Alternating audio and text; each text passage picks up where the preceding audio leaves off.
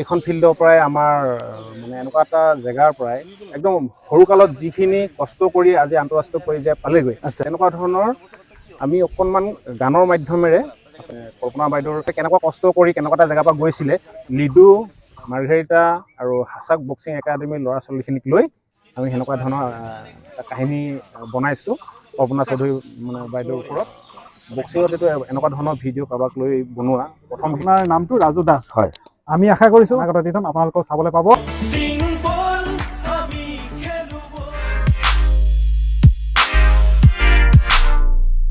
10 মে 2023 এই তাৰিখটোতে মই গৈছিলোঁ কলাহীৰাৰ দেশ লিডুলৈ কিন্তু গৈ পালোগৈ লেখাপানী তাতে দেখিলোঁ অসমত থকা লংটং চেমা নাগা ভিলেজৰ মূল প্ৰৱেশদ্বাৰ এইফালেদিয়ে যায় হাছাকলৈ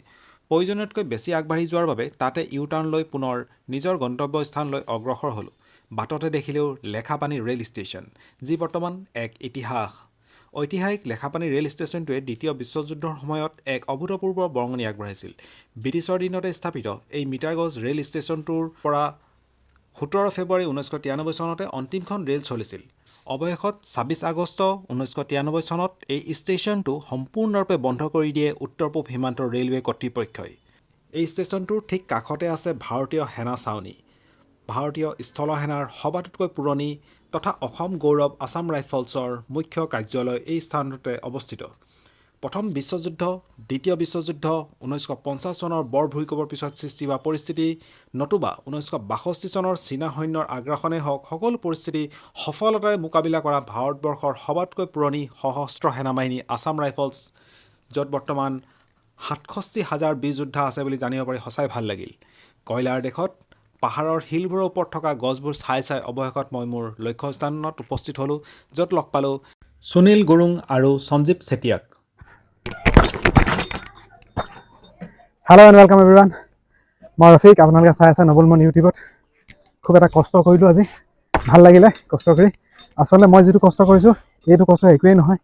এইখন ফিল্ডৰ পৰা আচলতে খেলি আন্তঃৰাষ্ট্ৰীয় পৰ্যায়ত নিজৰ নাম উজ্বলাবলৈ সক্ষম হোৱা এগৰাকী খেলুৱৈগৰাকীৰ নাম কল্পনা চৌধুৰী আৰু তেখেতে নিজৰ লগতে নিজৰ দেশৰ লগতে গোটেই অঞ্চলটোৰ কাৰণে কিবা এটা কৰিছিল কিন্তু কল্পনা চৌধুৰীক আজি বহুতে চিনি নাপায় জগতক লৈ বক্সিঙৰ থিম সং এটা সৃষ্টি কৰিছে আমাৰ হাছাকৰ দীপেন গগৈ আমাৰ সুমেশ্বৰ নেতৃত্বত তেওঁলোক যথেষ্ট সময় খেল জগতত সময় দিছিল এটা সময়ত এতিয়া বৰ্তমান তেওঁলোক আৰক্ষী বাহিনীত কৰ্মৰত কিন্তু আমি লিডু মাৰ্ঘেৰিটা বক্সিং একাডেমি যোৱা 10 বছৰ ধৰি আমি আমাৰ বিভিন্ন ভিতৰুৱা অঞ্চলৰ শিশুসকলৰ প্ৰতিভা বিকাশ কৰাৰ লক্ষ্য লৈ আমি কিছু কৰ্ম কৰি আহিছোঁ আমাৰ লিডু মাৰ্ঘেৰিটা বক্সিং একাডেমি জিলা ভিত্তিত আন্তঃৰাজ্যীয় সাব জুনিয়ৰ প্ৰতিযোগিতা বছৰেকত অনুষ্ঠিত কৰি আহিছোঁ আৰু আমাৰ এই অঞ্চলৰ পৰা আমাৰ প্ৰতিভাৱান খেলুৱৈ 90 দশকত বক্সিং জগতত খলকনি তুলি থকা সুযোগ্য সন্তান কল্পনা চৌধুৰী ডাঙৰ দীঘল হৈ এই ৰিংটোতেই তেওঁলোকে বক্সিং প্ৰেক্টিছ কৰি অসম ৰাজ্যিক পৰ্যায়ত হওক নেশ্যনেল পৰ্যায়ত হওক বা ইণ্টাৰনেশ্যনেল পৰ্যায়ত বিশ্বজয় কৰিবলৈ সক্ষম হৈছিল আৰু তাই জীৱনী এটা অংশক লৈ আমি আজি এই থিম সংটোক সন্নিৱিষ্ট কৰি ভিডিঅ'ৰূপে আমি বাণীবদ্ধ কৰিবলৈ আগবাঢ়িছোঁ আৰু আমাৰ উঠি অহা প্ৰতিভা যথেষ্টসকল আমি ইয়াত সৃষ্টি কৰিব পাৰিছোঁ আমাৰ প্ৰশিক্ষক বাবলু গড়দেৱৰ নেতৃত্বত ঝুমু নেতৃত্বত কুমাৰ চেত্ৰী সাগৰ আদি আমাৰ প্ৰশিক্ষকসকলৰ নেতৃত্বত আমি ইয়াত দৈনিক শিশুসকলক প্ৰশিক্ষণ দি আছোঁ আৰু এই শিশুসকল আমাৰ বিভিন্ন ৰাজ্যিক পৰ্যায়ত বা আন্তঃৰাষ্ট্ৰীয় পৰ্যায়ত ৰাষ্ট্ৰীয় পৰ্যায়ত এই মঞ্চৰ পৰাই আমি খেল জগতলৈ আগবঢ়াই দিছোঁ আমাৰ এই ক্ষেত্ৰত আমাৰ মাৰ্ঘেৰিটা স্থানীয় বিধায়ক মানে ভাস্কৰ শৰ্মাদেৱে আমাক যথেষ্টখিনি সহায় কৰি আহিছে মোৰ পিছফালে এই ঘৰটো দেখিছে এইটোৱে কল্পনা চৌধুৰীৰ ঘৰ আছিল আৰু এটা সময়ত তাই এইখন ঘৰৰ পৰা ওলাই গৈ পেলাই আন্তঃৰাষ্ট্ৰীয় পৰ্যায়ত সোণ জিকিবলৈ সক্ষম হৈছিল আৰু নিজৰ দেশৰ গৌৰৱ বৃদ্ধি কৰিছিল আৰু আজি এইসকল যে কণমানি আপোনালোকে দেখিছে তেওঁলোকে কল্পনা চৌধুৰীৰ তাহানিৰ সেই দিনটো আপোনালোকক দেখাবৰ বাবে এটা চেষ্টা কৰিছে প্ৰয়াস কৰিছে বহুতখিনিয়ে ছোৱালী ল'ৰা ইয়াত আছে তোমালোকৰ ঘৰবোৰ ক'ত ক'ত বাৰু মোৰ জাগুনাত তোমাৰ তোমাৰ হাছাক হাছাক এনেকৈ দূৰ দূৰণিৰ পৰা বহুতখিনি আছে লিডু ৰ'ড গাঁৱত বিয়াত ৰ'দ আৰু ৰ'দ লৈ আছোঁ ইয়ালে বিশেষ এটা কাৰণে আহিছোঁ কল্পনা চৌধুৰী নাম আপোনালোকে নিশ্চয় শুনিছে ক্ৰীড়া জগতত এসময়ত খলকনি সৃষ্টি কৰিছিল বৰ্তমান ভাৰতীয় ৰেলৰ এগৰাকী প্ৰশিক্ষক এইগৰাকীক ভালকৈ মন কৰক টুপিটো খুলি দিছোঁ এইগৰাকীয়ে কল্পনা চৌধুৰীক বনোৱা মানুহগৰাকী আপোনাৰ নামটো বাবুল গড় এওঁ বাবুল গড় আৰু এখেতে আছিল কল্পনা চৌধুৰীৰ প্ৰথম কোচ তাৰপিছত তেওঁ শ্যাম ডেনিয়েল ছাৰৰ ওচৰতো শিকিছিলে হয় মই ঘৰৰ পৰা লৈ গৈছিল তাত মানে দুইজন আৰু কেইবাজনী ছোৱালী আছিলে আচ্ছা তাহাঁতৰ লগত মানে ফাইটিং কৰিবলৈ লৈ যাবলগীয়া হৈছিলে মাৰ্ঘেৰিটাত শ্যাম ডেনিয়েল আছে তেওঁৰ এটা ট্ৰেইনিং চেণ্টাৰ আছে তাতে আমি লৈ গৈছিলোঁ গাঁৱৰ পৰা তাতে ট্ৰেইনিং কৰাইছিল শ্ৰদ্ধা শ্যাম ডেনিয়েল বৰ্তমান আমাৰ মাজত নাই কিন্তু শ্যাম ডেনিয়েল ছাৰৰ অৱদান এই অঞ্চলটোত যথেষ্ট আছে তেওঁ এই তিনিচুকীয়া জিলাতে বক্সিংটো তেওঁৱে অনা বুলি কয় গতিকে শ্যাম ডেনিয়েল ছাৰ যদিও নাই জেনিফাৰ ডেনিয়েল আছে কিন্তু তেওঁ বৰ্তমান উৰিষ্যাত নাথাকে জানো উৰিষ্যাত থাকে জেনিফাৰ ডেনিয়েলে যদি আমাৰ ভিডিঅ'টো চাই আছে ভাল পাব আৰু আজি কল্পনা চৌধুৰীৰ ওপৰত এটা কনচেপ্ট কল্পনা চৌধুৰীক মানুহে যিসকলে চিনি নাপায় তেওঁলোকক জনাবৰ বাবে এটা সৰু ভিডিঅ' এটা বনাবলৈ ওচৰৰ মানুহখিনিয়ে আগ্ৰহ প্ৰকাশ কৰিছে আৰু মোৰ পিছফালে এইখিনি যে দেখিছে এইখিনি কলা কৌশলীক লৈ পেলাই গোটেই কামটো কৰা হৈছে নমস্কাৰ মোৰ নাম শ্ৰীমতী উপাসনা শইকীয়া ক'ত ঘৰ জাগন মোৰ নাম সৌভাগ্য চেত্ৰী ঘৰ বিছাগাঁও কি পঢ়ি আছা মই ক্লাছ 9 পঢ়ি আছোঁ ভালকে চাওক এগৰাকী ডেঞ্জাৰাছ ফাইটাৰ আৰু বৰ্তমান আজি আমাৰ ইয়াত তোমাৰ নামটো কৈ দিয়া নমিতা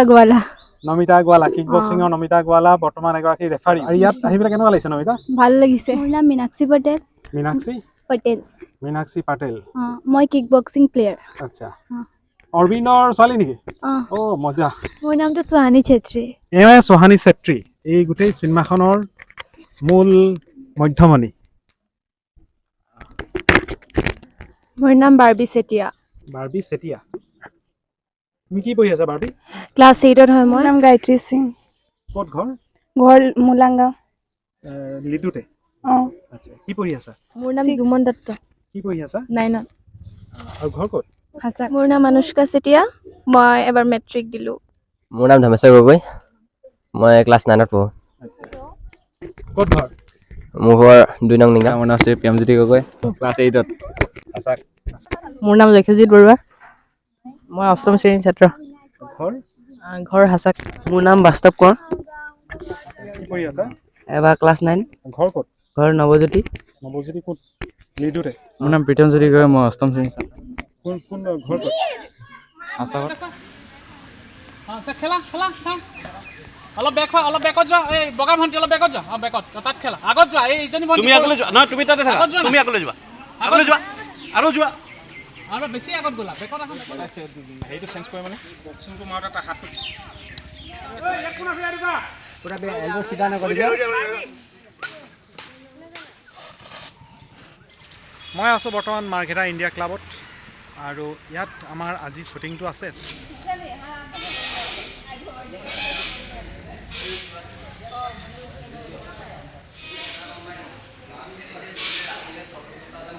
এইগৰাকী শ্যাম ডেনিয়েল অসম বক্সিং সন্থাৰ একালৰ কাৰ্যবাহী সদস্য তথা তিনিচুকীয়া জিলাত বক্সিঙৰ প্ৰচাৰ আৰু প্ৰসাৰ ঘটোৱাত এগৰাকী অন্যতম উদ্যোক্তা শ্যাম ডেনিয়েল আৰু তেখেতৰ ফটোখনৰ লগতে আছে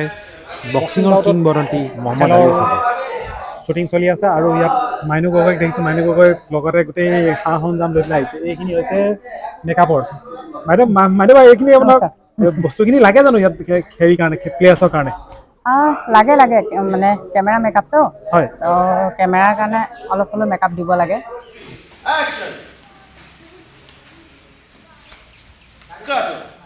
দাদা শ্বুটিং চাই অনুভৱ কেনেকুৱা লাগিছে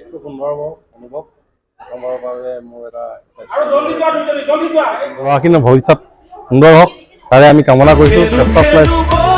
আৰু লং লাইফ হওক সেইটোৱে মোৰ ফালৰ পৰা